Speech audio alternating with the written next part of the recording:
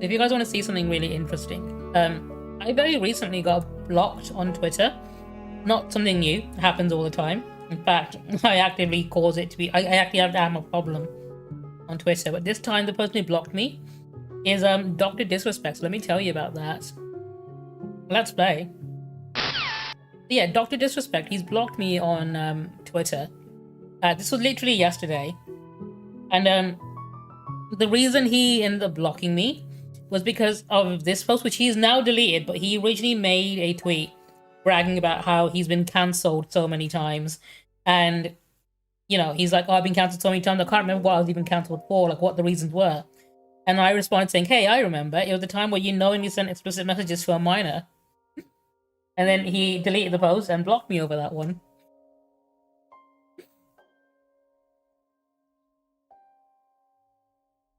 Oh, dude, you've got back pain? Get used to it. It's a fact that we all have to deal with it now. Purely because, right, the reason you have back pain is because some motherfucker millions of years ago decided it would be really cool if you stood up, and everyone else decided to do the same thing. And now we all have back pain because the top half of our skeleton is too heavy to be supported by our spine. So we are too top heavy, and that's what causes us to have lower back pain and also painful childbirth because the hips become narrower to accommodate. All because some dude decided he wanted to stand up. And now we all have to pay rent and have back pain. If you can believe that. I'm glad you survived it though.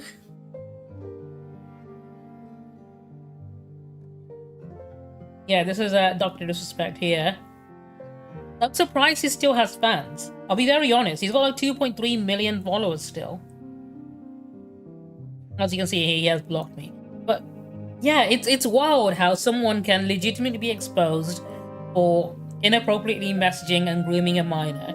Admit to it, he did admit to it as well in his apology post or whatever, before he deleted that. A self-admitted groomer. And still have 2.3 million followers. Like, he got demonetized on YouTube as well because of this whole issue. But I think he's monetized again now. I think it was only a temporary demonetized that was on his channel. I can't remember if he got it back recently or not. But he's still creating content. He's still getting money. People are still donating to him. He's on Rumble, which is where like the cesspit of streamers is. Where you get blocked on fucking Twitch and Kick. You end up going to Rumble. It's like filtering down. But like the opposite of filtering. It's not getting good out. It's literally the worst content you can get. Like, Rumble is so bad. Russell Brand streams on there. That's how you know it's a cesspit.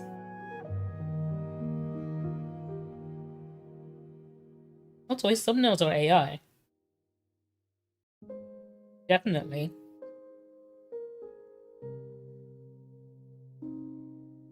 Which doesn't surprise me, considering he made his game studio to make a video game made entirely out of NFTs.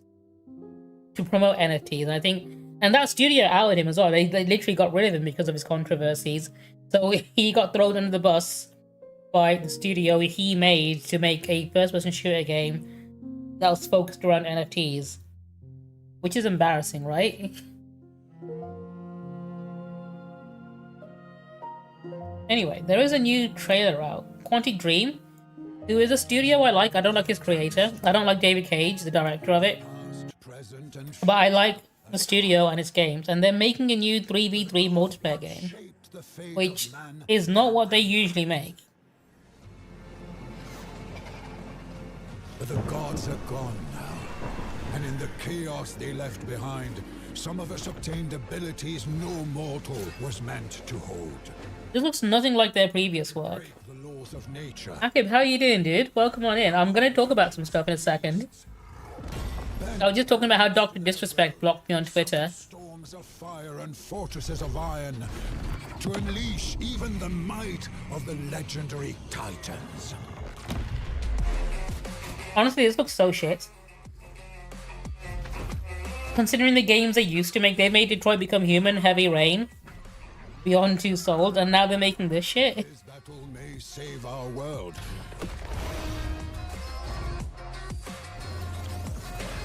Or lead it to its destruction. I don't know which CEO game it came into the room and said, hey, we need to make an online live service multiplayer game because everyone's doing it.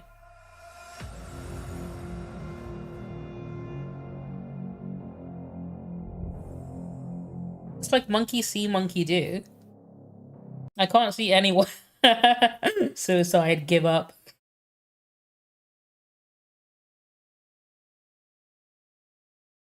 It is such a fucking downgrade. Detroit Become Human was an incredible game. Right, Chrome, how are you doing? Welcome on in. Yeah, this game looks fucking terrible. I'm gonna respond to this actually with... I'm gonna put a gif of a tumbleweed rolling by. That gets my point across.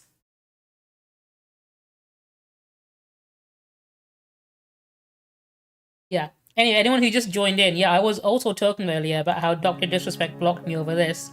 He was bragging about how, you know, he's been cancelled so many times, he can't remember all the reasons he's been cancelled. So I decided to remind him it's because he was messaging a minor on Twitch. And it led to him blocking me on Twitter.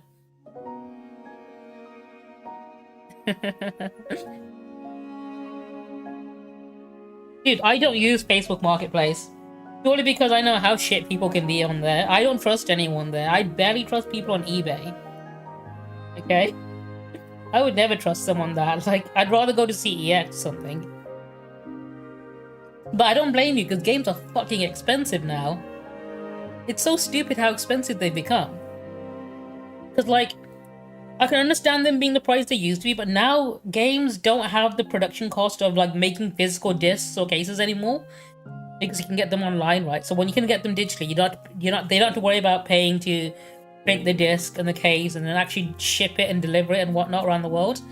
It's just on an online store, but the prices stayed the same, which is like some insane levels of shrinkflation. When really the digital games should not have had the price of production added onto it. It should have been like half the price. But because of that, games have become way more expensive than they should be.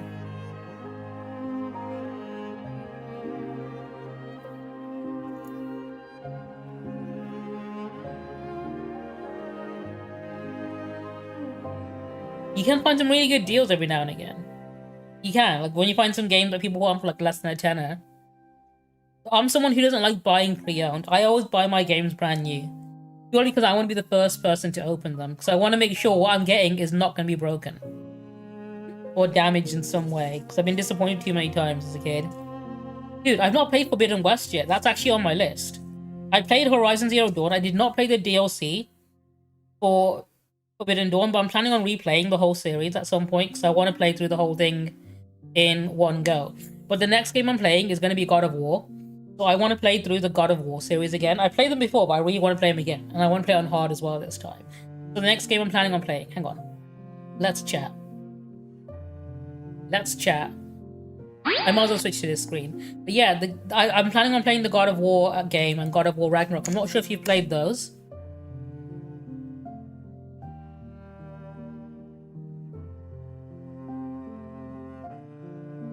But I fully recommend them if you've never tried them before, because they're legitimately some of my favorite fucking games.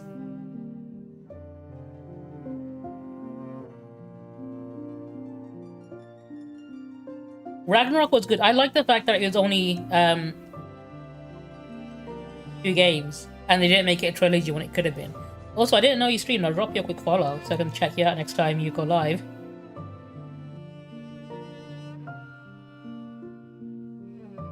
Honestly, Ragnarok is a fucking good game.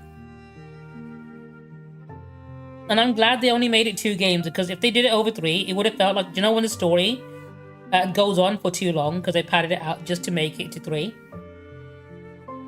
I think too many games do that. They aren't comfortable with being a duology. They want to be a trilogy or something. In fact, I'd say that's one of the issues with the John Wick movies. As much as I love the John Wick movies, it did not have to be 4 movies.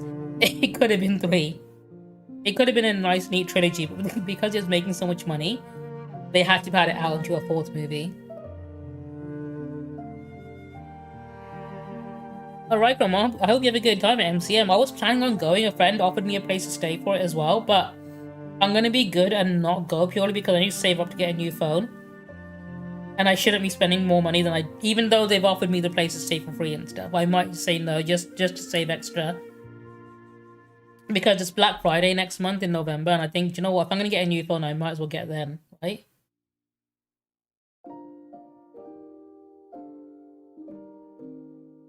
And I want one that lasts, not a shit one. Dude, Ghost of Yote looks sick. I'm glad. I'm glad they didn't do it, because, like, his story was done. I love Ghost of Tsushima. It's one of my absolute favorite games.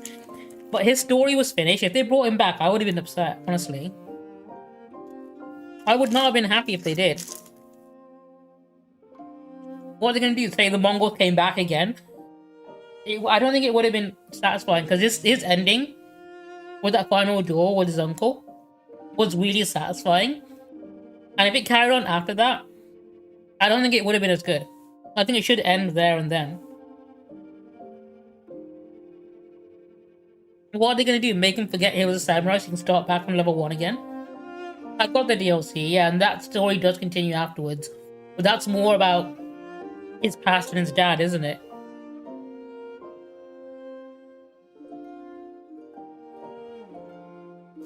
I'm actually playing through it again recently. Purely because I want to play again.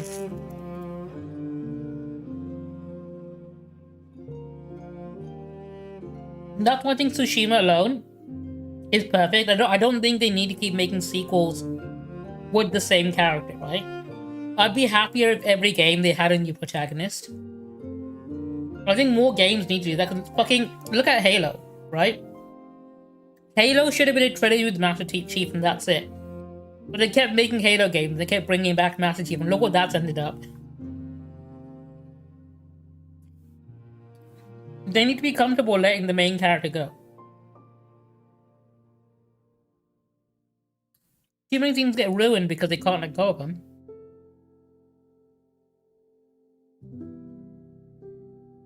Like, does anyone even know what the main, like, character of Halo, Master Chief, what his story even is anymore?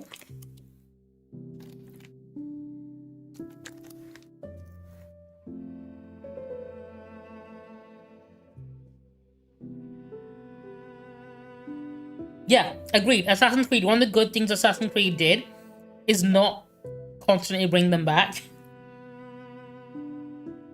Like, Ezio had his own little trilogy, that was fine.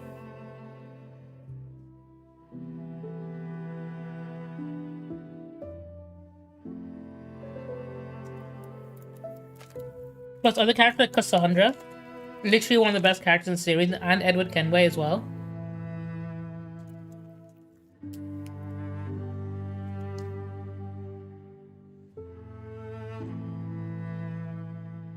I'm not a fan when a character becomes a mascot, because it means, this is one of my issues with Persona 5, right? I love Persona 5, but Persona 5, and you can just say the same about Nier Automata as well, 2B. Fucking every cheap, shitty mobile game out there has a Persona 5 crossover because they know it makes money, because people love Persona 5 because it's a fucking good game, and absolutely, I understand it, but they milk it so much because they made characters into, like, mascots for Sega. And I don't like seeing that, right? It's just straight up exploitation of the characters. Which is a shame, because the actual game is a masterpiece.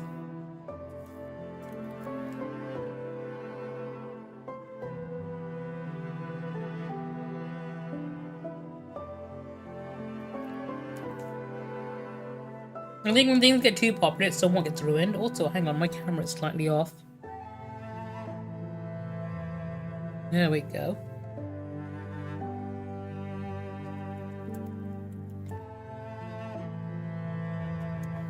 Alright, let me see what videos I've got today.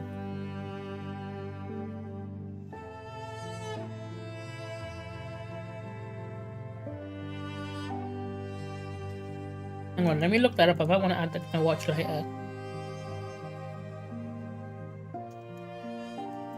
Daitomachi.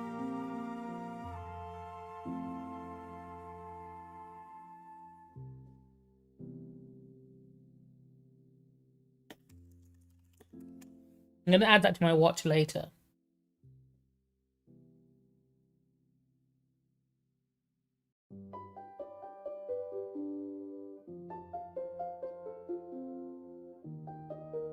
I'll look into that when I can.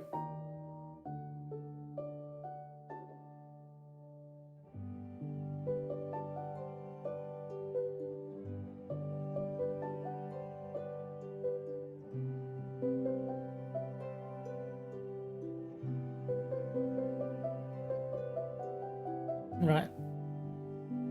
Let me. Yeah, I had to look at his channel. It looks like content I probably would enjoy. Let me put these videos up first, starting with this one. Let's play. Let's play. There we go. This is a video from Femi, who's someone I quite enjoy watching, about the protests in Birmingham right now, about the bin strikes. Morning, people. Welcome back to. For those who don't know, Birmingham currently is more of a dumpster than it normally is. Birmingham. And this is a message for Birmingham City Council. You are going to lose your jobs. Why?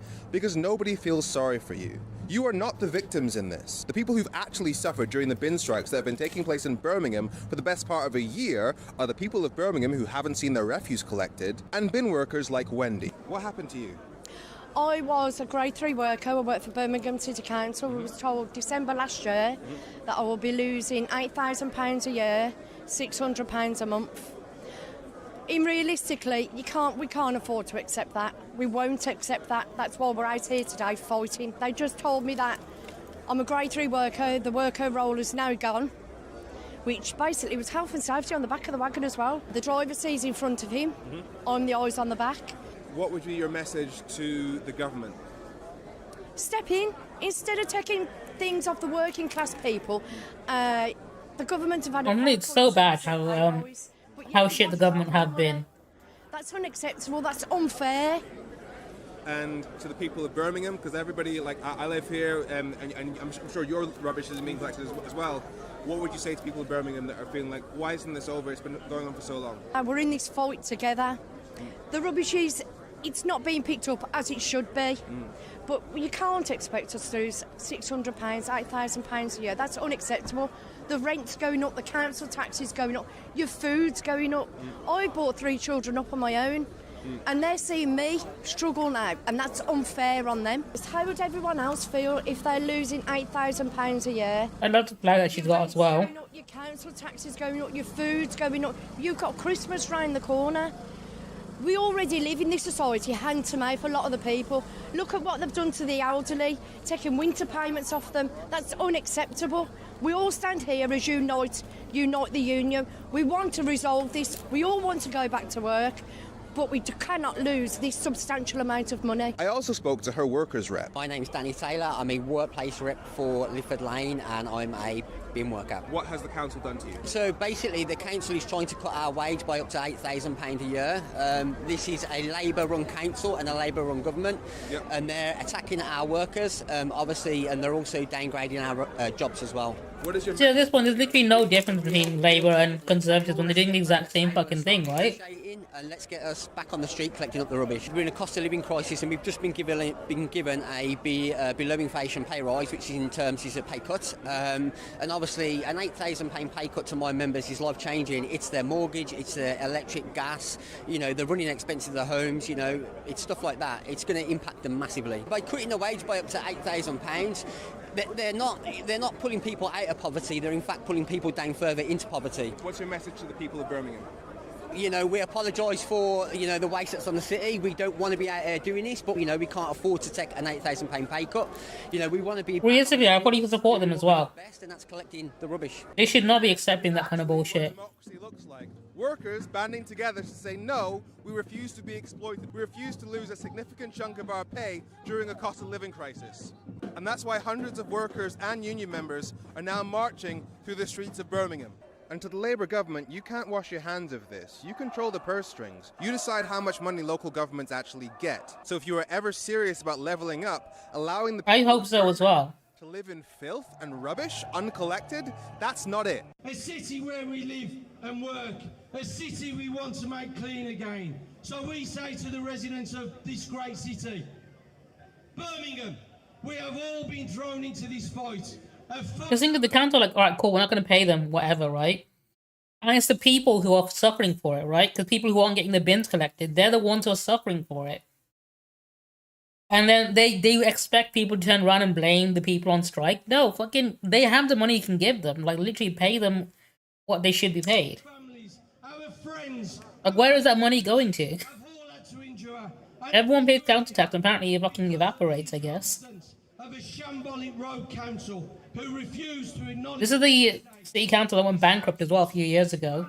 But that was during the Conservative Party's leadership. Why we are here today. Because here's the thing, your job is to employ people to get rid of our rubbish. You are an employer, so it is your job to make the job of collecting our rubbish attractive enough that people want to actually keep doing it. If you are failing to do that, You have failed this city. so the piles of uncollected Arrow was a really good show for like 2 seasons before it went downhill. rubbish that I and everybody else who lives in Birmingham That's such a fucking throwback. there's more evidence of your TV shows have gotten so much failure better since then as well. You two will be out of a job. I'm Femi. Make sure you follow F Politics or Politics as an FU. Have a great week. I'm a big fan of Femi and his content though. Beautiful bastards. Welcome back to the Philip DeFranco He does some pretty good videos. He's very active on TikTok. It's Thursday, and there's a lot to talk about. In fact, so much so, you're getting another daily dose today. You got this, and then I stole an hour of Ben Rhodes' time to just talk about a lot of really important stuff for the In Good Faith podcast. Link to that down below. But that said, we have a lot to talk about, starting with this. We need to talk about what we're seeing with this government shutdown again, because we're seeing a lot, starting with a federal judge blocking Trump from firing thousands of federal workers during the shutdown, at least for now. I love how the longest shutdown before this one was last time Trump was in charge as well. He has like one move and that's all he does. Shutdown to conduct mass firings of government employees. Right in the I'm a argument. big fan of Philip DeFranco. I've been following him for like a decade now. So the unions, they asked the judge to temporarily block the layoffs that have already been announced and to stop Trump from making any future layoffs while the case plays out in court. And then you had the judge granting that request, saying that she believed that the unions were likely to win their argument that Trump acted illegally and exceeded his authority in making those cuts. And actually, in her ruling, she took aim at Trump's actions and claimed at one point that his administration has, quote, taken advantage of the lapse in government spending and government funds the structures that they like. I mean, the judge also explicitly pointing out the fact that Trump has repeatedly said that the federal layoffs will target Democrats. So with that, arguing that his threats indicate that his actions are just driven by politics. But of course, that brings us to the question of, well, will Trump actually obey this court order? Which really, I mean, what a time. I mean, it used to be unthinkable that a president would just go, the law? Did you forget who you're dealing with? But now, right, that's a sentence I end up saying every time a judge issues any kind of decision against Trump. And already the administration has indicated that they're just going to violate the court order. I mean, literally, right after the ruling came down, you had OMB director Russell Vaught going on the Charlie Kirk show and saying that the administration could lay off around 10,000 workers in total during a shutdown. Which, I mean, that alone is a standout update because that's way more than the roughly 4,000 employees that the White House announced that it was firing late last week. And then, you know, all the while this is playing out, nothing's really changed in Congress. Republicans and Democrats are still locked in this. Putting it kindly, really. Both parties, they're still locked in a battle to pin the blame on one another. And He's a actually, man baby, straight up. and debate, you had Bernie Sanders and Surprised he even got elected for a second term. one of the things you saw when they were taking questions from the audience is that they continue to point fingers at Republicans. They were both accusing Republican leadership of just refusing to even get on the phone and have negotiations with Democrats. And at one point, I mean, you saw this interaction between Bernie and a Republican college student who had been selected to ask a question. How do you think this shutdown reflects on Chuck Schumer's leadership? Well, I think it reflects more on Mike Johnson's leadership and President Trump's leadership.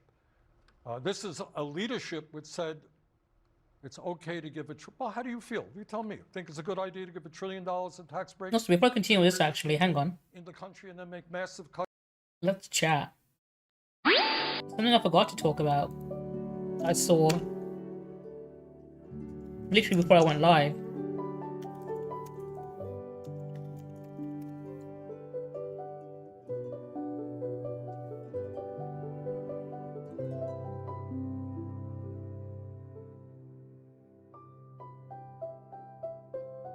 He really should have. That would have been the best timeline. Bernie Sanders won and Jeremy Corbyn in the UK won. That could have been the perfect timeline. Clearly, we're on the darkest timeline. Alright, I want to talk to you about some creator brief that's been happening recently. That I saw literally a few hours ago. Let's play. So this is the Abroad in Japan Facebook page. I'm a big fan of Chris Broad. He does some really good content about Japan. And he recently made this post about a YouTuber who's essentially posting broadly negative content about Japan, as you can see here, saying what the hell is happening to Japan, and it's just a bit selfie in front of a graffiti corner. And it says here, the sensationalist Japan content is getting out of hand. Our wall with some graffiti out on in Shibuya doesn't mean Japan is at an end. There was graffiti in Shibuya 10 years ago, there's graffiti in Shibuya today. But unfortunately, positivity doesn't drive clicks. I was in Kabukicho, Shinjuku, the other day, and it was absurdly busy. There was certainly more rubbish than usual. I realised it was a 3-day weekend, and far busier than the average weekend. Shame. It was a missed opportunity to point my camera at the rubbish and make a video decrying the end of Japan. Now stop reading this. Every minute online, it's time better rummaging around Asia's biggest red light district with a GoPro looking for dirt. That's some serious ad revenue to be made, folks. So yeah, essentially, it's a problem you'll see every now and again. People, it's not just Japan, but like most people on YouTube realize that negativity is what drives clicks. So they'll say things like what is happening in Japan and try and spin things in a negative way because people get emotional and click on a thumbnail with a knee-jerk reaction when they think it might be something bad. And Barrett, how are you doing? Welcome on in, dude. This essentially somewhat spiraled a little bit. It escalated even because the person in question commented saying, I appreciate this post is taken down. It only leads to creator-on-creator harassment. It's fine to have a different opinion on things than me, Chris, but I've lived in Asia as long as you, and I'm also allowed to have an opinion on Japan. What does it matter if I film it with a GoPro, blah, blah, blah. And he replied telling her that it's not a creator-on-creator harassment, whatever. It's because she made a sweeping generalization about Japan based on a handful of streets to several 100,000 people. It's essentially like a broad sweeping statement. And a very negative one as well, right? Saying Japan is going down the drain, essentially. And if you're not going to have your public opinion scrutinized, then don't bother making them public for cheap views. You're absolutely entitled to your opinions as am I. But for years now, folks have been complaining about your content, and I've watched your latest video. I understand why. And you can see he's not very happy with her. She's got apparently 1.42 million subscribers. But yeah, he goes even further. She made a video about it right after. And he also responded to this. I think this is probably the most recent creator drama that's probably going to be hitting the news. I think the next episode, Philip DeFranco will have this as his thumbnail from the looks of it. I also find it interesting. You can see news happening in real time and know that it's going to be reported on tomorrow by others, right? But like, I don't know if you guys look up too many, watch many YouTubers about Japan-specific content, but there is a lot of clickbait content. I see it mostly in shorts and reels and TikToks, but there's definitely a lot of it on YouTube as well.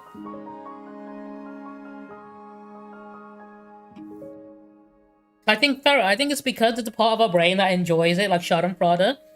That's why people are always out there trying to find the latest gossip or the latest negative news, right?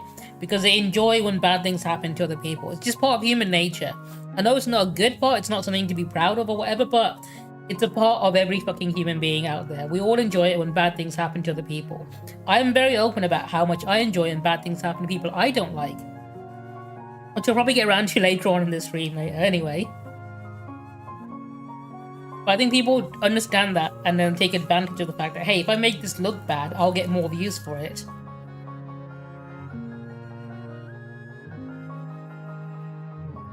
But yeah, the titles of the videos tend to be things like White Girl Speaks Japanese, Japanese people shock, surprise, amazement. White Girl Speaks Japanese, you won't believe what the locals did next. Japanese react to White Girl Speaking Japanese, Sugoi incredible. Which is the one, I mean, she's got 1.42 million subscribers, I guess, so she must be doing something right.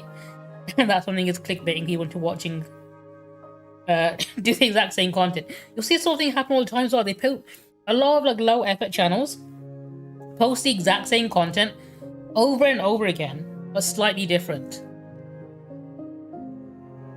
I think one of the biggest offenders of this is Pirate Software, because all of his shorts and videos of him explaining the most basic thing with MS Paint. It's what made him famous in the first place. But I think it's when they get into a routine and, you know, you expect them to do the exact same thing, that's when people get comfortable with their content. And it's like, you know, easy to consume content. That's why it makes them get, like, really hype in the algorithm. It's essentially the junk food, isn't it, of internet content.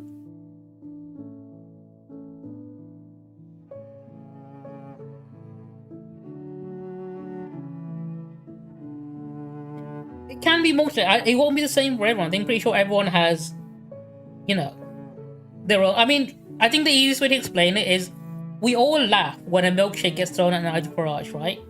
Nobody here is gonna scroll past a video with a thumbnail saying Nigel Farage has been hit by another projectile and ignore it, right? I'm pretty sure every single one of us right now, if we were scrolling through whatever social media and saw an article that Nigel Farage has been hit by something, regardless of what it is, we would all immediately click it because we love the idea of something bad happening to that man. That's essentially what the logic behind her clickbait is.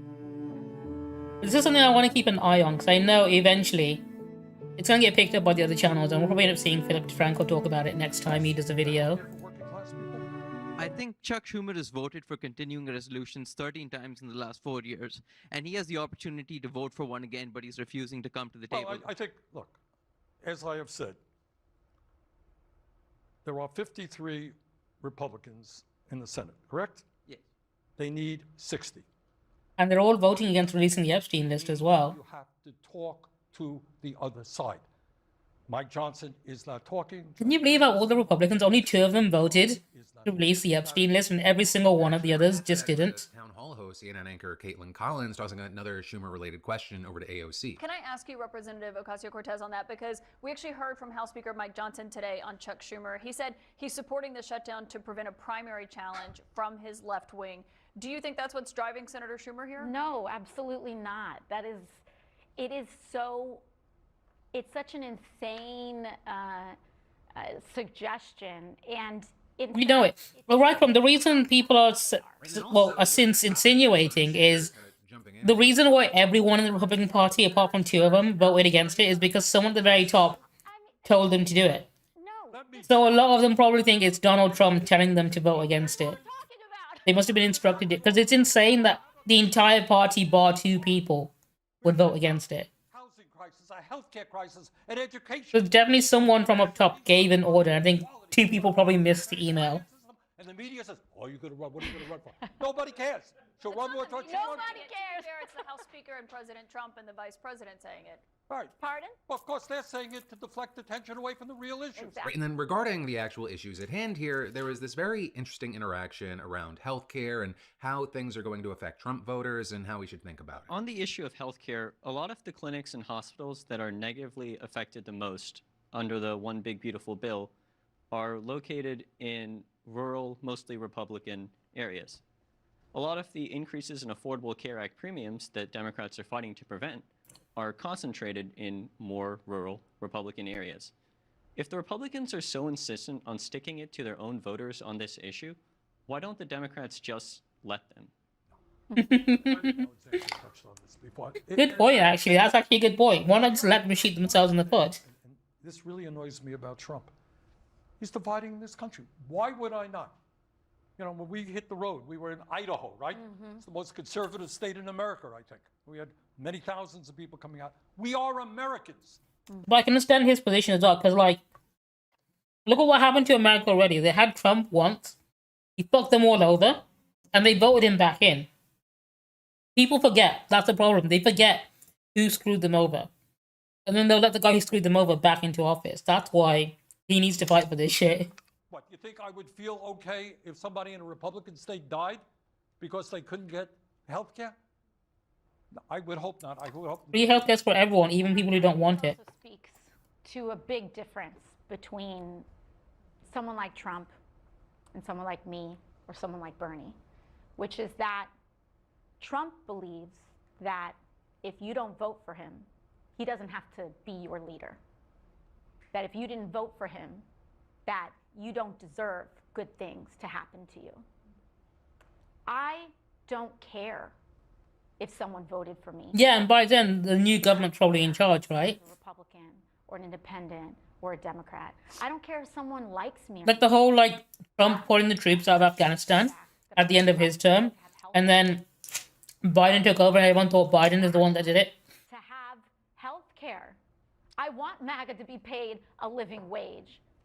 But he doesn't want people who are Democrats, or he doesn't want a lot of people who are MAGA as well were praising Trump for things on the very first day of his presidency that Biden had done.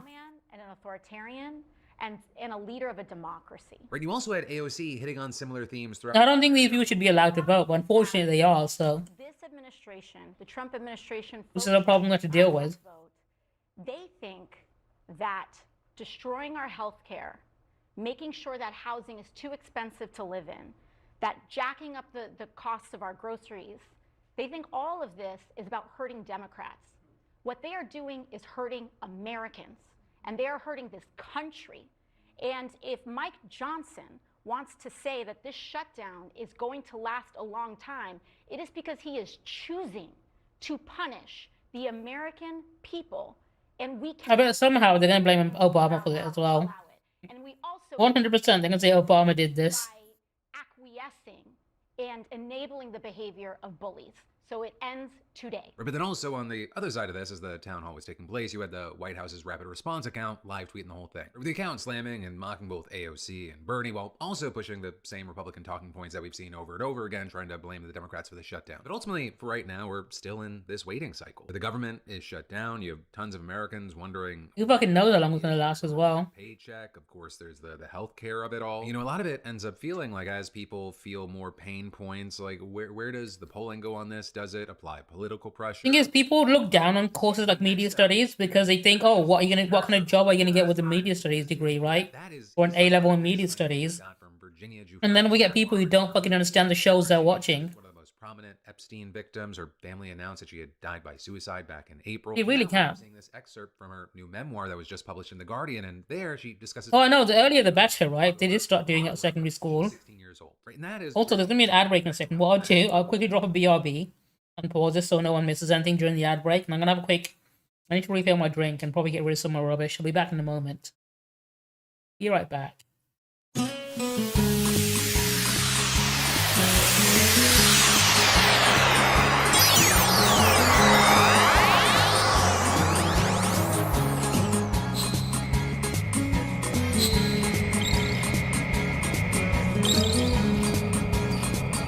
I wonder if all the people who are giving shit to Rogan, like, gonna say anything about Donald Trump, literally saying, why should I go to the cemetery? It's filled with losers. And then also calling people who died during World War I suckers for getting killed. Like, I genuinely think that's worse. Actually, no, I've said things just as bad.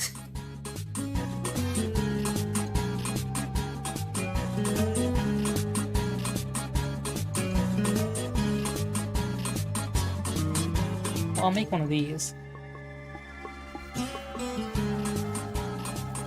I'm doing it. I'm building another Capitol building directly opposite the current Capitol building.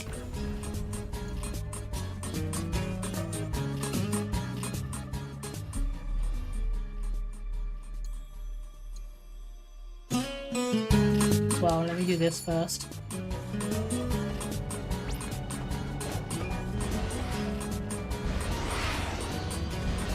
Shit. Did I just miss it? No, I got it. I got it. People think Superman is some kind of fucking power fantasy. Like, this is the strongest man in the entire world. He can beat anyone. He can do whatever he wants. No one can stop him. Right? That's what they think this is supposed to be. But no, that's Homelander from The Boys. Superman isn't a great character because he can do those things. Superman is a great character that has the potential to do those things, but he chooses not to, right? He chooses not to dominate the world. He chooses not to do whatever he wants. He chooses to help people and be kind instead, right? He has the power to kill anyone he wants, and he chooses to choose mercy every single time. That's what his strength is. The strength is that he's a good person, right? He doesn't let the power go to his head. He doesn't have a big ego. He's not full of himself. He's not constantly, like, whatever the fuck Ben Shapiro thinks he's supposed to be. He's a down-to-earth good person that believes in helping others because he's human. That's what the human experience. In fact, he says this directly to Lex Luthor's face in the movie. Thank you for popping in and saying hi. I always really love it when you pop by, dude. How have you been? I'm hoping you've been doing well. Kawaii Hito, that is Kawaii. Cute person. That person, okay. Dono Hito. ケンさんは可愛いです。 Yeah, it's been unfortunate. It is. It's giving 2 middle fingers. I thought it was like a shocked, like Pikachu face or something, but no, it's 2 middle fingers.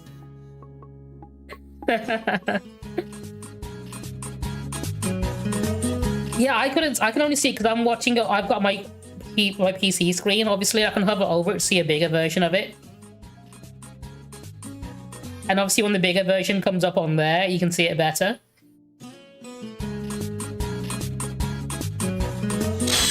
That guy okay?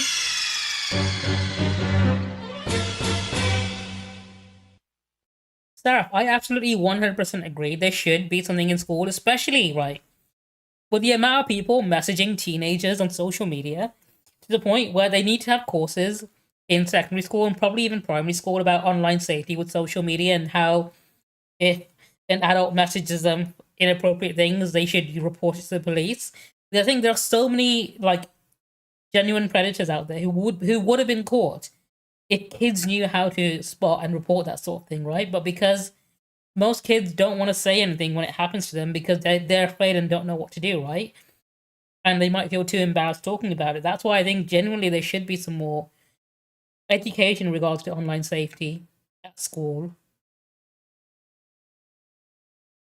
And ways for them to know how to report it, right?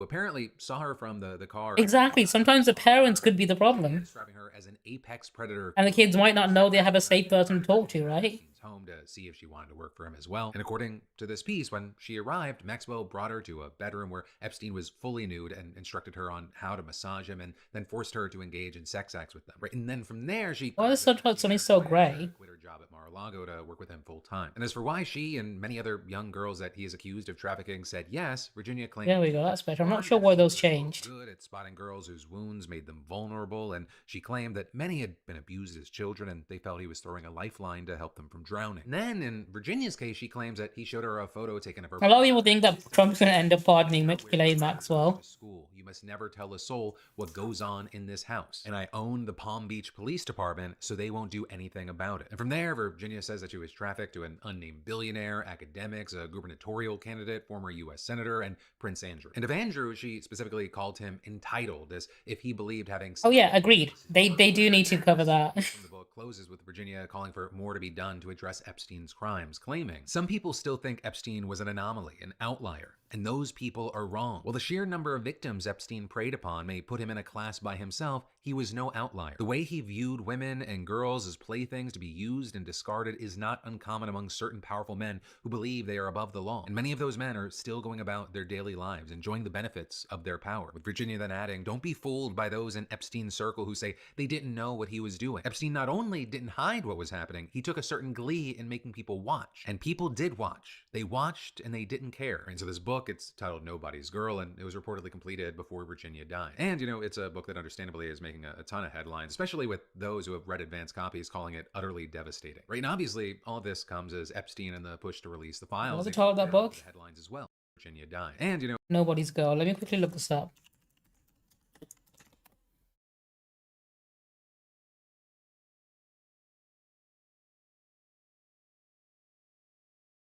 I'm gonna look into that later in my own time. That understandably is making a ton of headlines, especially with those who have read advanced copies calling it utterly devastating. Right? And obviously, all of this comes as Epstein and the push to release the files. They've been all over the headlines as well. And actually, there are some updates regarding that effort today. Right? And specifically regarding House Speaker Mike Johnson and Arizona's representative-elect Adelita Grijalva. Because as we've talked about, you know, she was elected back in September, and once sworn in, she'll be the final signature needed to force a vote on whether or not to demand the Epstein files be released. She'd be the 218th vote, but Johnson has yet to swear her in, and Grijalva believes that he's intentionally putting this off because he wants to avoid this specific vote. Now, for his part, Johnson's been claiming that he cannot seat her while Congress is not in session, but there's actually no rule mandating that, and he actually previously swore in two Republicans who won special elections during a recess. So Johnson, he's been facing a lot of heat, especially from Democrats, to finally swear her in. I mean, he even had Arizona's Attorney General threatening legal action, sending a letter to Johnson saying, "You and your staff have provided..." No, do you know what, actually, Sarah, on that note? I think it's a good thing that you're getting your kids to do chores like taking the bins out. And one thing I think the UK and maybe the US should do, because in Japan, what they do is they don't have cleaners to clean the schools. What they do is at the end of the school day, they have the kids clean their own classrooms. And I think that's a really good idea. I mean, I would hate to have to do that when I was in school, but I think it's a really good idea in like instilling discipline, right? And getting people to take care of their surroundings. And like, I think a large portion as to why people in the UK and the US litter and have such bad hygiene is because they expect a cleaner to clean up after them, right? People leave rubbish lying around because they expect someone else to pick it up for them and put it in the bin. Whereas, like, if they were taught that they have to keep their own surroundings clean from a very young age and were made to do it, I think that genuinely would improve. I take it back. In the US, that's when the school shootings would happen. The school shooting would happen when it's someone's turn to clean up the fucking classroom. I just had to stop myself mid-sentence. Okay, maybe not the US. The UK, definitely. I think getting kids to learn at a young age to do chores is a good thing. Has not been sworn in. We thus demand that Miss Rihava be immediately sworn into. But also reward your kids with playtime and letting them do what they want and play video games. I think there's no point in making them do work and understand things, hard work all the time, if you're not giving them downtime as well. Not mincing words. Let's cut to it. You gotta have balance, otherwise you're just fucking abusing the kids at that point. The only reason Adalita Rihava is not being sworn in right now is because he wants to protect... You need to have that positive reinforcement. Getting paid, hell yeah, reinforce that with capitalism. Right, and then also others accusing Johnson of helping a White House cover-up. Right, and all of this, it comes as there are also pushes for accountability outside of the government. I mean, just yesterday, Bank of America and Bank of New York Mellon were sued for allegedly enabling Epstein's trafficking schemes. And according to reports, both are class action suits from Epstein accusers who claim that the banks gave Epstein and his associates special treatment and didn't report suspicious activity until after his death. It's a big updates across the board on a story and situation that will not be leaving the news anytime soon, regardless of what Johnson and this White House try to do. And then there's more we've got to dive into in just a minute, but first let me say, longtime viewers know that I've worked with Z-Biotics pre-alcohol for years. Skip the ad.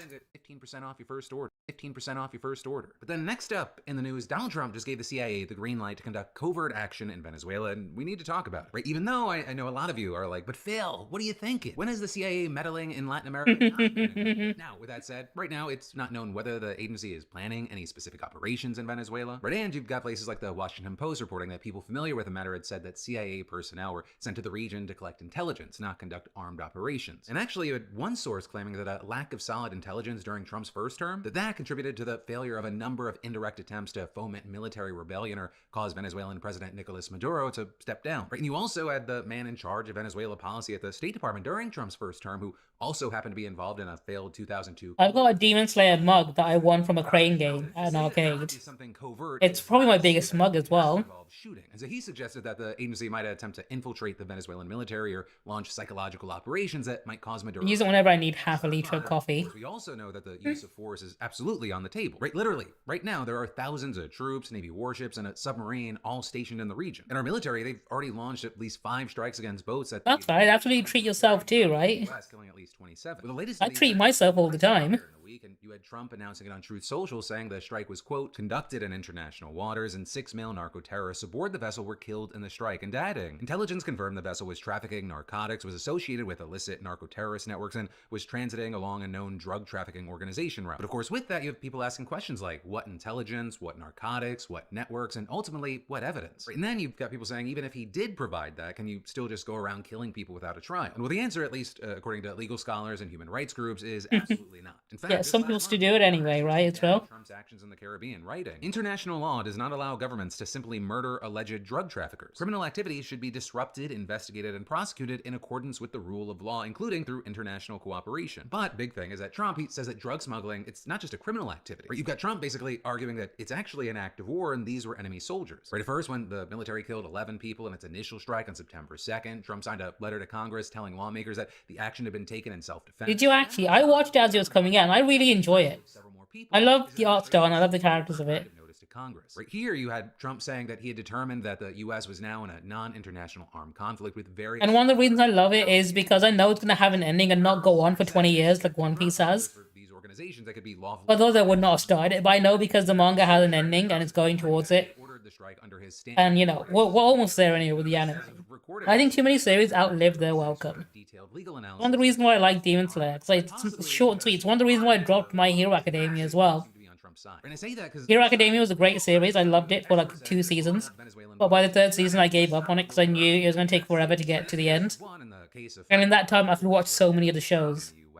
I don't tend to stick with long-running ones like that. And 2, the vast majority of cocaine that's produced in Colombia, Ecuador, and Peru and smuggled via the Pacific Ocean. And then also, with all of this, we've already seen reports that drug smugglers, they're adapting to the changing situation, finding new ways to move product. And in fact, you even have some saying that these strikes may ultimately make it harder to limit the movement of drugs in the region. Or with, for example, a former U.S. ambassador who served during Trump's first term and under Joe Biden telling the Associated Press that upsetting the U.S.'s longtime allies in the region might hurt our ability to gather intelligence. And with that, you had him pointing to Colombia as an example because their president said last week that a boat recently bombed by the US was Colombian with Colombian citizens inside. Though that said, I will say no one is more pissed off than the Venezuelan government right now. And in response to Trump confirming the CIA authorization, you had Maduro's government saying that it would raise the issue at the UN Security Council today, blasting Trump's words as a grave violation of the UN Charter, right? And accusing Trump of seeking to legitimize. The thing is, most of his supporters won't see that as a bad thing because they don't care because they think their leader can do nothing wrong. Say that the Trump administration actually reportedly turned down an offer from Maduro for a dominant stake in Venezuela's oil and other mineral wealth, but also it may just seem like there's more to gain from someone else being in power there. And in fact, several American officials, they've reportedly been very, very clear in private that their end goal is in fact driving Maduro from power. They've got to put their own puppet in charge, don't they?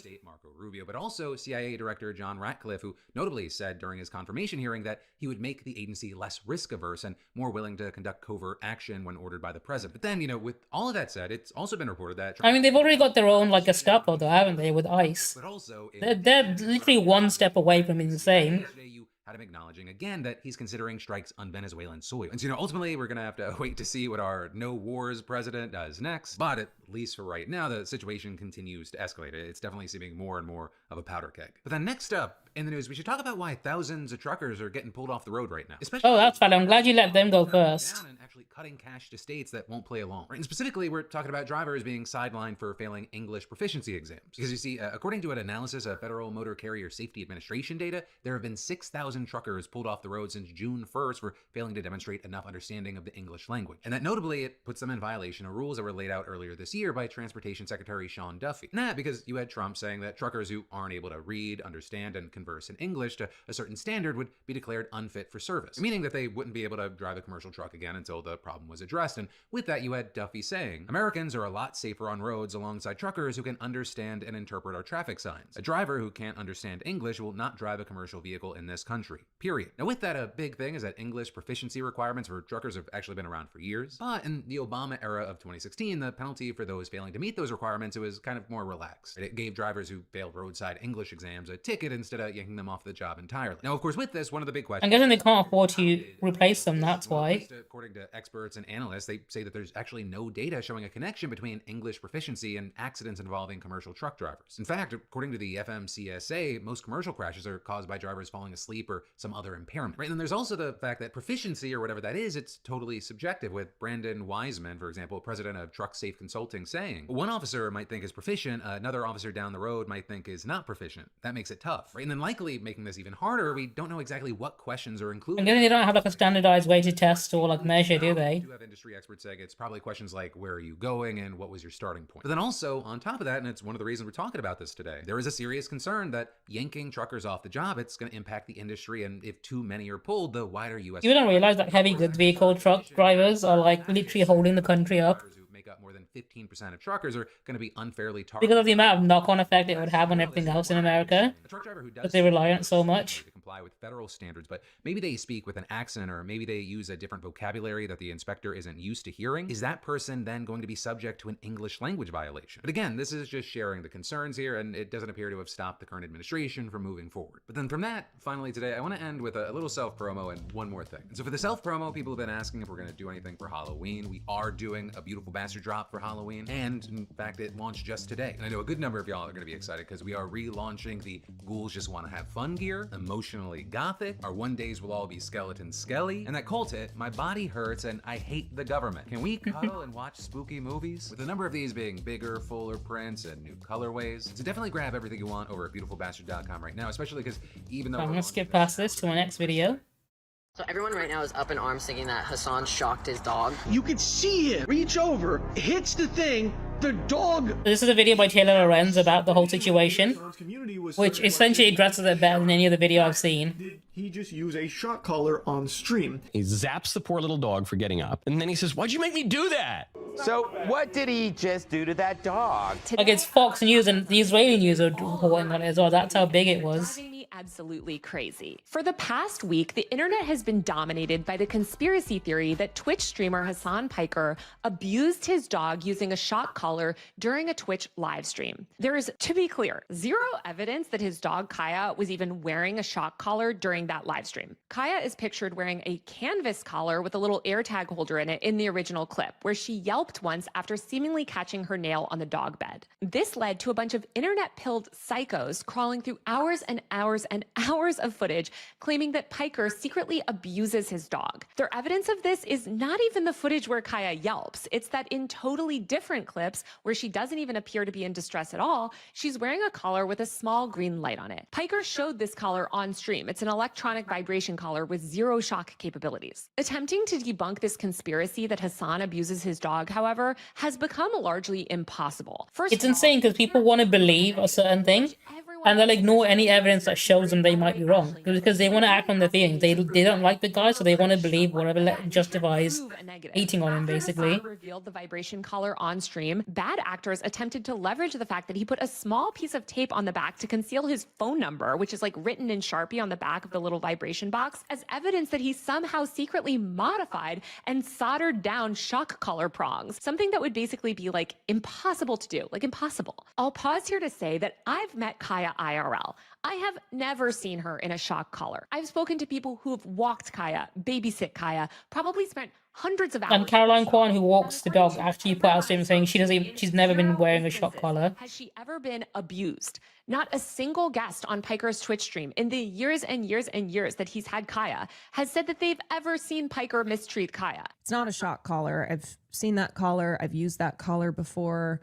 I've babysat that dog. And the only reason more influencers aren't speaking out publicly is because the people perpetuating this vicious harassment campaign are threatening them into silence. Big-time influencers are having their brand deals jeopardized and facing serious business consequences for even suggesting that they might publicly come out in support of Hassan. It's actually happening on a scale that I have never seen before. Multiple journalists in group chats, by the way, have been talking to people have like wanted to report out this story, but other influencers are so scared of the harassment and abuse that they might get that they don't even want to speak on the record with their name. And I mean, I've made a post about it and I've had like how many comments of it now? Let's have a look. Is it still my notifications, possibly? Yeah, it's still fucking going. How many comments is it? 1.2k comments of just people who absolutely hate this brown man who likes to say free Palestine so much that they got upset at the idea that maybe he didn't shock his dog because they really want it to be true. They want it to be true so bad that they will ignore any evidence I show them, right? Even when I show them screenshots of people who have met the dog confirming the dog does not wear a shock collar, they will ignore it and come up with whatever bullshit they want to believe in because they want it to be true so bad.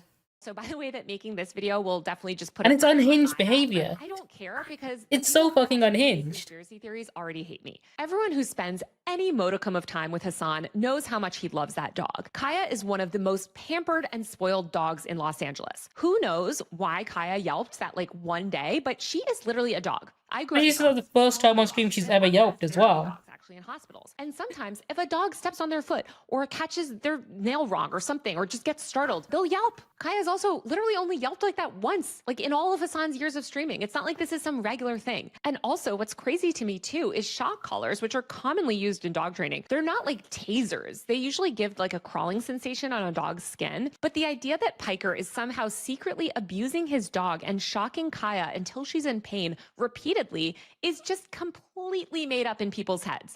This is a dog that lives. It's like cult-like behavior, really. Significantly better than anyone watching this video. The idea that dozens of high-profile guests on Piker's stream and every single person who's ever spent any meaningful time with Kaya would all be involved in some secret, years-long, elaborate cover-up is insane. Like, literally, if you believe this, you have lost touch with reality. The entire thing is the most idiotic and deranged conspiracy theory that I'm surprised that multiple days later, people are still talking about this shit.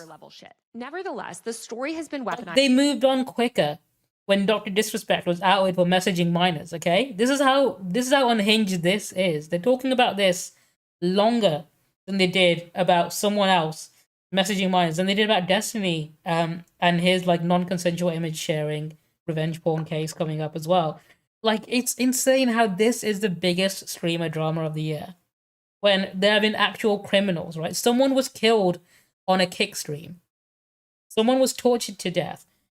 And people forgot about that quicker than they did about this dog potentially yelping on a stream clip. By the far right to launch a multi-platform smear campaign against Piker. Laura Loomer has posted relentlessly about it. Tech founder Palmer Luckey is offering 100.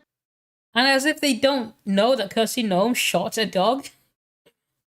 The lady who's currently in charge of ICE right now is a self-admitted dog murderer. $1,000 to anyone who can tear apart Hassan's vibration collar, which I just want to say again, Kaya's like not even wearing in that original clip. She was just wearing her regular canvas collar with the AirTag holder. I feel like I'm taking crazy pills. Prominent Silicon Valley venture capitalists are weighing in. Posts pushing the conspiracy theory are among the most viewed posts of all time on subreddits like livestream fail. Israeli news. It's because right, he's the biggest left-wing streamer out there. Low quality SEO. So they stand to gain a lot by deplatforming him, which is why they're so like gung-ho and trying to cancel him.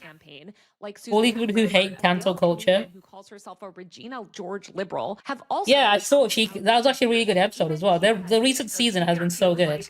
Hassan said he doesn't use a shot collar. Like, what are we supposed to say? Piker has been. It's a shame they've reduced from 10 episodes to 5 episodes now. For years. But I have a feeling it's because they've been constantly pushing Trump's buttons. I think they're finding it's a backlash for it. And they've had to cut the season short.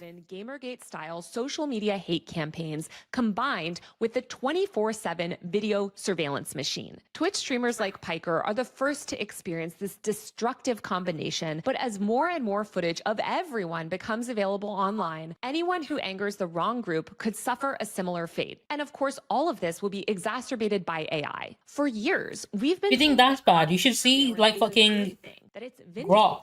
Because Elon Musk keeps tweaking Grok to not give left-wing answers, even though Grok is only answering factually and logically. To the point where he keeps breaking it and turning it into Mecha Hitler. On our streets, and a sprawling crowdsourced surveillance machine on social media. Social media platforms are actively incentivizing this surveillance, prioritizing video footage and hours-long live streams over every— But because of the way like language models and ChatGPT work, they feed into a lot of conspiracy theory stuff. Vast AI-fueled video surveillance system would ensure, quote, because they never disagree with you. Behavior, because we're constantly— Although there is one thing I learned. One thing I did find out. So AI, because of the way language models are made, and the way that their logic is like built, AI will never believe in flat Earth. If you try to talk about flat Earth theory to an AI language model, it just can't comprehend it purely because of the way the internal logic has been made, which I think is kind of funny. Like, you know, flat Earth theory is so stupid. Only humans could come up with it. It's the most human thing out there because an AI can't comprehend it. That the surveillance state will be used for good. Right, Crump, that's pretty 100% the case. It's because they act on their feelings and they think their feelings count as facts. Really happened would collapse. And they don't like certain facts existing, but they can't get rid of them. Then the real truth of these messy situations would be indisputable. But Hassan Piker's dog collar incident shows that this theory is catastrophically wrong. Almost no one is more surveilled than a Twitch streamer like Piker. He broadcasts almost every waking hour of his life. There are tens of thousands of hours of archived footage of him and his dog. When he leaves the house or goes out in public, fans videotape his every move. He documents his own— Like, there was this much evidence, right? Videos across Instagram and people still somehow believe he has a shot collar based on the 10-second clip. To manufacture controversies. Such total visibility should make one 10-second clip against tens of thousands of hours of actual proof that they want to ignore because they believe what they want to believe. Opposite is true. Whatever fits their narrative. used as a tool to debunk conspiracies, it's increasingly used as a tool to validate them. In Piker's case, this has meant that an endless stream of years-old clips is being repackaged and miscontextualized in order to further a politically driven hate campaign. The dozens of out-of-context video clips spreading on social media, racking up millions of views in some cases, have become a digital Rorschach test. Albert Foxconn, Yeah, that's a good analogy for it. Project said, quote, "We are always given the same lie." Yeah, maybe that should be the new Turing test, right? That there's so much power in how it's interpreted and edited. Even the most trivial form of tracking, even someone's own Twitch stream, can turn into this weapon against them. Every camera is now a panopticon in the making. Josh Citarella, an artist and researcher. The funniest part about all this is what if I go to, is it on Threads? Somewhere around here, hang on. Yeah, Luna Harpy is slandering me. She made this post about me. Trying to accuse me of electrocuting my cat Zuko. And I replied saying this is out of context. What is the context? He's the one electrocuting me. That's not what he told me. My lawyer has advised me to no longer comment on the situation. In fact, I before she posted this as well, I made a post saying I need y'all to completely discard anything Luna Harpy is about to post about me and not believe anything she says. And then I shared her post saying, how do I delete someone else's post? But this is clearly a doctored image, right? I need to address these allegations now. This is very clearly a doctored image. You can tell by the fact that if you look at the photo, you can tell it's fake because the writing on my t-shirt is the wrong way around, and I had never put on a t-shirt the wrong way around. So clearly you can tell that she's edited this photo somehow. And I've done nothing wrong. I have done absolutely nothing wrong. Also, I need to stop doing this whenever I refer to something on stream because she's gonna fucking edit it again. She's clearly posting fake news about me. If anything, I'm the victim here.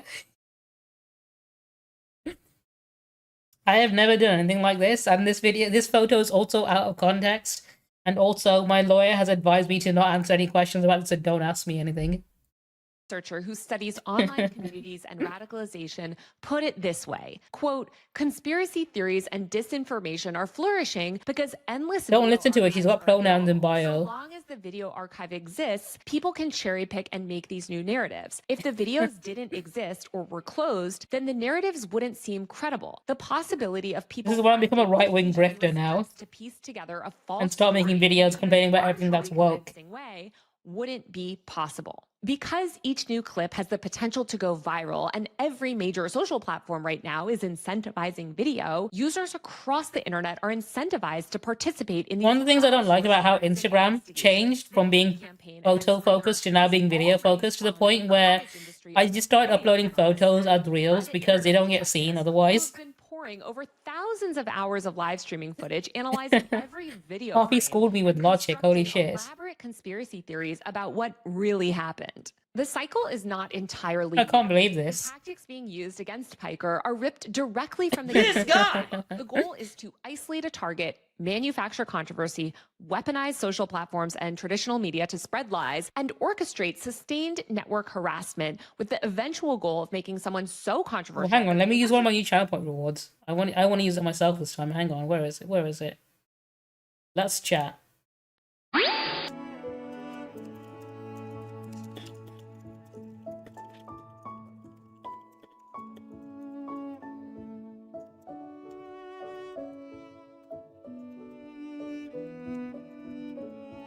Here we go. I'm gonna get the ghost of Charlie Kirk to defend me against these malicious allegations by Luna Harpy that I electrocuted my cat, Zuko. If anyone can debate her, it's gonna be him. I mean, his wife makes AI videos of him all the time, right? So why can't I? She's making videos of him saying shit he's never said, pretending he's a good person. Let me do it too. Avatar Obi asked me, Lunar Harpy is accusing me of shocking my cat Zuko. Show her that she's wrong. Oh, from the fiery pits of the afterlife, where I once debated the soul of Rush Limbaugh himself, rest his controversial bones, I'm here to set the record straight, Avatar Obi. Lunar Harpy, that loud American with her pink hair and pronouns, is dead wrong about you shocking poor Zuko. Charlie's got me. Facts don't lie. Only 0.0003% of British cat owners use electric powers. Pure manga villain nonsense. Prove me wrong if you dare. I love a good debate, even if I edit out my losses. Guns for all pets, not shocks. See, he's got my back. See, I can trust Charlie Kirk to have my back. I mean, it's not like he's gonna be doing anything. He's not busy anymore, is he? I keep him around. I have a little Ouija board I can use to summon him whenever I need him here, because he's literally unemployed now. Let's play. End up bankrupt and deplatformed. But most Gamergate-style campaigns have traditionally relied on more text-based media or vague accusations about the business dealings or journalistic practices. Bad actors might use a few... I can't remember who it was one time, actually. Someone did redeem it recently. I think it might have been Kona. And when he responded, he mentioned... Hang on.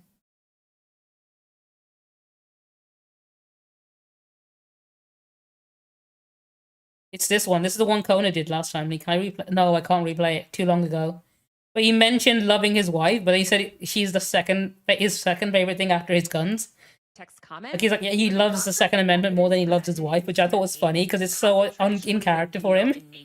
That has all changed with the rise It's more accurate than the actual Charlie Kirk was. proliferation of this new medium and the sheer scale of this anti-Hassan Piker hate campaign shows that we're entering a new era of the weaponization of the internet, driven by attacks where video has undeniably replaced text as the raw material for conspiracy theories. Albert Fox Khan, again of the Surveillance Technology Oversight Project, which is awesome, by the way, said, quote, with more footage being taken from more places and shared more widely at a time where journalism institutions are breaking rather than in fact, there's something I do want to show you guys real quick. Speaking of, just to be on topic for a moment, right? This is a picture of the January 6th. So, you know, the Trump supporters that stormed the Capitol on January 6th, right? During the hang Mike Pence chant. And the police that were, you know, trying to prevent them from going in. And if I do a little zoom in and enhance, right there, you can just about see. Hang on, I'll move her in a bit more. I'll move her to be right next to me. You can see it's a very familiar face right there. With a very familiar pink-haired face, right? Pink hair and pronouns. I recognize them anywhere. This is why Harpy wasn't streaming on January 6th. Just thought I'd throw that out there. Down to the ground, video ends up just fueling these conspiracy theories. Influencers willingly monetize their own surveillance in order to turn their lives into content for profit. But if we continue down this path, the experiences of Twitch streamers will become more common in everyday life. The weaponized internet will merge with the surveillance infrastructure that we've built, and ordinary people will live under the same microscope as influencers do today. As the couple at the Coldplay concert this past summer, or the security guard at Charlie Kirk's Final Turning Point event likely realized, there is no way to opt out of this new system. AI will inevitably make all of this worse. Deepfake video generation tools are being rolled out en masse while media literacy plummets. Bad actors who are already comfortable manipulating real footage will begin fabricating videos of their targets or subtly altering them using AI. AI will also make it easier to search, catalog. It really definitely needs to be regulated more. Recorded. Finding all available clips of someone making the wrong, especially when people are making like AI porn of other people without their consent. Body in a certain way could be as easy as clicking a few buttons. If an influencer broadcasting tens of thousands of hours of his life for years can be successfully smeared by a single misleading clip, what chance does a regular... But that's like years of content you can train AI on as well now, which people are obviously going to do without permission, regardless if they get consent or not. Institutional fact-based reporting outlets have been all but dismantled. And even when a journalist does debunk misinformation, like I'm trying to do right now, hello, audiences are primed to fall for narratives driven solely by whoever can post the loudest loudest and clip the fastest. This type of video clip-driven harassment can be incredibly profitable. Platforms like X, TikTok, and Instagram reward video views with cash payouts. Bad faith actors can rake in thousands of dollars. This is why you get so much rage bait on Twitter as well, because people are literally profiting off making you angry and click on their tweets and respond, regardless of if it's true or not. Particular narrative. For example, on Monday, thousands of X users falsely claimed that a sound made by Twitch streamer Austin Cho snapping his gum was actually Hassan Piker pressing some sort of secret shock button. I'm telling you, this stuff is deranged. It's, yeah, 100%. People believe really bad Photoshop pictures, right? On her little dog bed as To evidence the of her point being shot. where they actually think it's true. People believe like really shit memes where they talk about Shakira law. People have also But falsely absolutely, they're gonna get duped by AI videos Piker throughout his entire broadcast, like because there's next to no consequences for lying on the internet. claim that can be debunked by watching any of his streams where Kaya frequently moves about or goes to grab water or leaves the room. The Piker controversy might read as mindless internet drama, but we desperately need people to start caring about these things and recognizing these types of incidents as the internet bellwethers that they are. We also need to be extremely vocal in calling out bad actors pushing these extremely politically driven lies about Piker and others. The fact that so many Democrat influencers, including Instagram accounts that even claim to be anti-disinformation, are pushing these grossly false, unsubstantiated claims as part of an effort to smear one of the most vocal leftists online is deeply disturbing. But that's what these centrist liberal influencers do, and that's why they're so dangerous. Just as with the original Gamergate over a decade ago. And the thing is, right, all these people who are spreading some misinformation and like, you know, trying to push a narrative to get him cancelled, are gonna get zero consequences, right? Because there's so much proof proving them wrong. And even when later on people realize, oh, it was just all BS, they're going to face no consequences for any of this. They're going to carry on pretending. In fact, some people are going to carry on believing them because they want to believe them. Repost and promote false far-right smears about leftists in order to launder them to a mainstream audience. It's pitiful. This cycle is pitiful. Meanwhile, we are all sleepwalking into a future defined by universal surveillance coupled with algorithmically incentivized online outrage. Our internet is devoid of any meaningful privacy protections, and video content specifically is being rewarded. Profit-driven tech platforms have ensured that bad actors and extremists reign, and we've allowed tech oligarchs to dismantle all vestiges of a shared reality. And I think we're really only beginning to see the consequences of this new system. As Albert Fox Kahn said, quote, "The lesson of history is clear. This is only going to become a more prevalent problem for more people as the technology continues to get cheaper and more ubiquitous. What might seem like the absurd price of fame today may soon become the inescapable price of participating in modern life." We need to start treating this problem like the existential threat to democracy and truth that it is. And that means demanding real accountability from platforms that profit off outrage. We need to fight the expansion of the surveillance state tooth and nail by killing surveillance and censorship laws like the Kids Online Safety Act. We need to fight against Section 230 reform and push for comprehensive privacy regulation. The profit-driven tech landscape that rewards engagement at any cost needs to be dismantled and broken up. We need legal frameworks that make intentional harassment committed with actual malice punishable. We need algorithmic They transparency. do, yeah. They need to have consequences for it. This is why, at the moment, I think one of the consequences you can get for it, if on Twitter you actually deliberately get fact-checked and have a community note on a post, I think you lose all monetization on that post, so you can't deliberately just straight up lie, which is why there's so much rage bait on there, because then they can say, oh, it's just my opinion, and get away with essentially spreading misinformation, but it needs to be a lot stricter. You can't go on Twitter and start like claiming the earth is flat, because then you'd get community noted and lose all your monetization. In fact, I think Drama Alert, I think the Keemstar Twitter accounts lost their monetization because they kept getting community noted and were crashing out about it a while back. But yeah, there needs to be more of that, like more consequences for this kind of thing, because I think all of the posts they've made about Hassan, like I said, zero consequences, which is why they're going to keep doing it. They're going to make profit off it because people are going to click on it. And we should And develop obviously interact with it. tools to track when and how footage has been altered. And I know this is self-serving as a journalist, but actual journalism and civic institutions desperately need investment. We need an independent fact-checking infrastructure that moves at the same speed as these viral clips. We need public education systems that teach basic media literacy alongside skills like reading and writing. Like we said earlier, it should be taught at schools, right?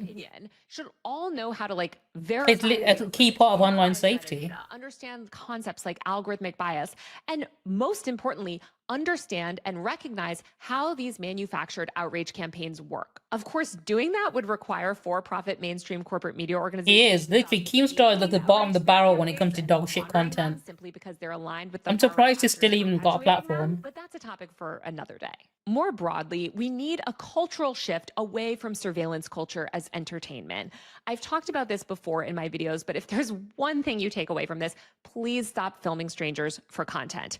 Do everything you can to fight against the surveillance machine. And most importantly, actually, stop sharing these contextless clips that fuel these manufactured outrage cycles. Even if you don't like Hassan Piker, like even if you think he's the worst person in the world, don't feed into this QAnon conspiracy crap. Call out people who you see online who are feeding into these hate campaigns. Unfortunately, people just want to act on their feelings. They think their feelings are facts, right? Influencers who participate. So we're probably going to see more of this sort of thing happening. Coordinated attacks on leftists. This cycle will only get worse. As many of you who follow me know, I'm also frequently subject to these bad faith smear campaigns. Thankfully, there's not tens of thousands of hours of footage on me yet, at least, but the exact same actors lying about Hassan Piker's dog collar regularly lie about me. These are not people with any sort of commitment to the truth. They've targeted my advertisers, and I literally have 0 brand deals right now, in large part because I've been deemed too controversial for brands to partner with. So if you like this video, please support my work via the Patreon link below or buy a paid subscription to my Substack newsletter, UserMag, at usermag.co, where I publish bi-weekly internet culture news roundups. On my Patreon, I publish bonus content and host chats with my followers and do monthly Q&A live streams. I actually just did one on Monday. Every ounce of your support makes such a huge difference, and it really means so much to me. I can't thank you enough for like whatever support you can give. Let's all work. I think I'm going to end it here. That's chat. Watch this. And I'm going to look up for someone to raid, but I think I might stream tomorrow. If I do, the next game I'm planning on streaming is going to be God of War. So I'll be playing the God of War games, God of War 2018 and God of War Ragnarok. That's my next streaming game, because I finished Silent Hill app now. Great game, fucking love it. I'm going to play it off stream, because I know you have to do more than one playthrough. And I've already done my main first playthrough, but I'm going to do the rest off stream, because I want to enjoy it in my own time. But I really like that game. It would be, it's not my game of the year. I think Expedition 33 is game of the year still. But it's a very close second. Like, it could potentially have been game of the year if it wasn't for like the amount of like forced combat they had in that game. Towards the end, there's just too many combat encounters when it shouldn't have been. But I'm gonna raid out now. I'll see you. Do you know what? Maybe tomorrow, maybe over the weekend. Who knows? Most likely I will be playing God of War or something else. It's either gonna be that or Marvel Rivals, depending. But I think I might want to start God of War soon. And it might be tomorrow, but I'm going to send you out to my friend Nia, who's currently streaming some League of Legends. Lovely, lovely person. I hope you enjoy watching them. And I will see you tomorrow. Probably earlier in the day, actually. Who knows? I know I'm streaming quite late today, which normally isn't the case. I say that and then I stream late anyways, because I have too many things to do in the morning. Anyway, enjoy watching Hashirama Senju, or Nia as I call her. And I'll see you next time. She's a lovely person, fucking gorgeous, playing some League of Legends. She hasn't streamed in a while, so I thought I might as well send the raid her way. I hope you enjoy it. She loves anime as well. I talk about anime with her all the time. Let's go find out if she's winning. Sayonara.